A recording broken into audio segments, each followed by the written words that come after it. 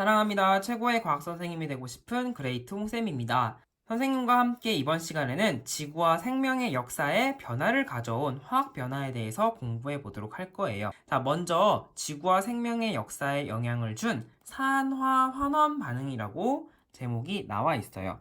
산화 환원 반응은 무엇인지 알아보면요. 산화는요, 물질이 산소를 얻는 반응이고요. 그리고 환원은 물질이 산소를 잃는 반응입니다. 자, 얘가 나와 있는데요. 탄소가 산소를 얻어 이산화탄소가 되는 반응. 그리고 환원의 얘는 산화은이라는 물질이 산소를 잃어서 은만 석출되는 이런 반응이 있습니다. 자, 오른쪽에 산화와 환원을 구분한 표가 있는데요. 기본적으로 산화와 환원은 산소를 얻고 산소를 잃는 것으로 우리가 알고 있지만 개념을 확장하면 산화는 전자를 잃고 수소를 잃는다라는 것도 산화에 해당이 되고요. 그리고 전자를 얻고 수소를 얻는다라는 것도 환원에 포함됩니다. 자, 이 중에서 전자를 잃고 전자를 얻는다. 이 개념을 잘 알아두시면 굉장히 좋습니다. 선생님이 좀 더 쉽게 설명을 하면은요. 산소는 전자 깡패라고 생각하시면 되겠어요. 전자를 빼앗아 가는 겁니다. 산소는요, 전자를 끌어당기는 특성이 아주 강한 물질이므로 산소에 있는 전자를 끌어당깁니다. 그래서 산화가 된다는 것은 전자를 잃는다는 것입니다. 탄소는 이산화탄소로 되면서 전자를 잃고 산화가 되었다라고 표현할 수가 있겠죠. 자, 이렇게 전자를 잘 끌어당기는 산소가 떨어져 나간다는 것은 내가 잃었던 전자를 다시 되찾는다는 거예요. 그래서 전자를 얻는다라고 표현을 하는데요.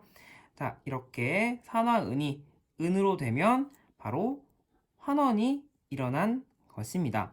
자, 그러면 수소는 여기서 또 무엇이냐? 전자 기부천사라고 생각하시면 되겠어요. 자, 수소의 특징은 산소와 반대로 다른 물질에게 전자를 쉽게 줄 수 있어요.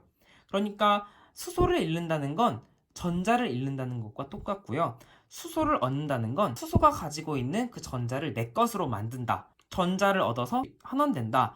라고 생각할 수가 있겠습니다. 근데 앞으로는 산화와 환원을 전자를 중심으로 생각하시면 좋을 것 같습니다. 산화 환원은요, 동시에 일어나는데요. 자, 왜 그러냐면 한 물질이 산소를 얻으면 다른 물질은 산소를 잃게 됩니다.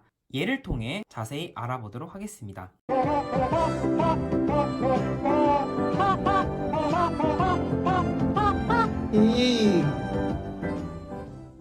자, 우리 지구와 생명의 역사의 변화를 가져온 산화환원 반응의 예의 첫 번째는요, 광합성과 호흡인데요.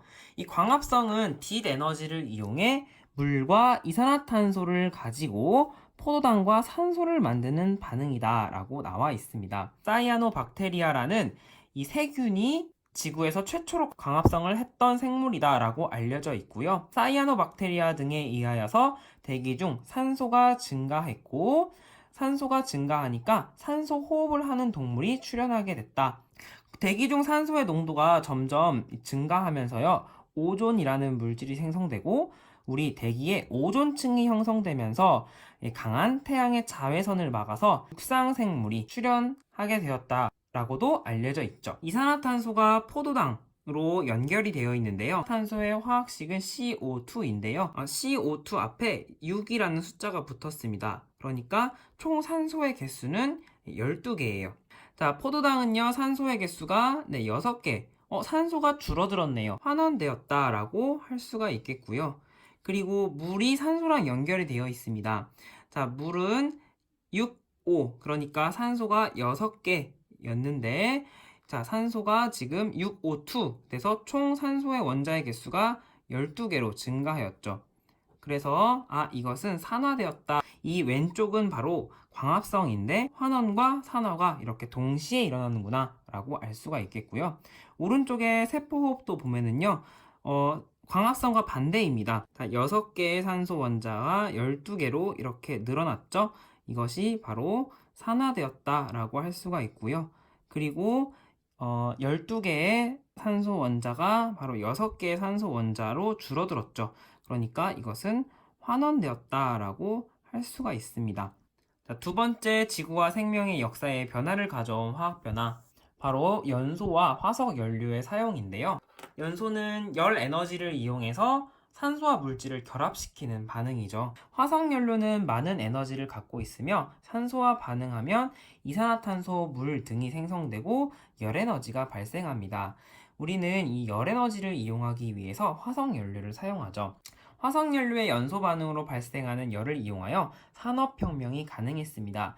자, 대표적인 예로 우리 증기기관이 있어요. 증기기관을 통해서 교통수단도 만들고 기계도 만들어냈죠. 화석연료의 사용, 메테인의 연소가 예로 나와 있는데 메테인과 산소의 반응 결과 이산화탄소와 물이 생성이 되었는데요. 이 메테인의 탄소 입장에서 수소가 4개 붙어 있었는데 산소 2개를 얻었죠. 산소와 결합했으니까 산화 반응이다 라고 할 수가 있겠고요.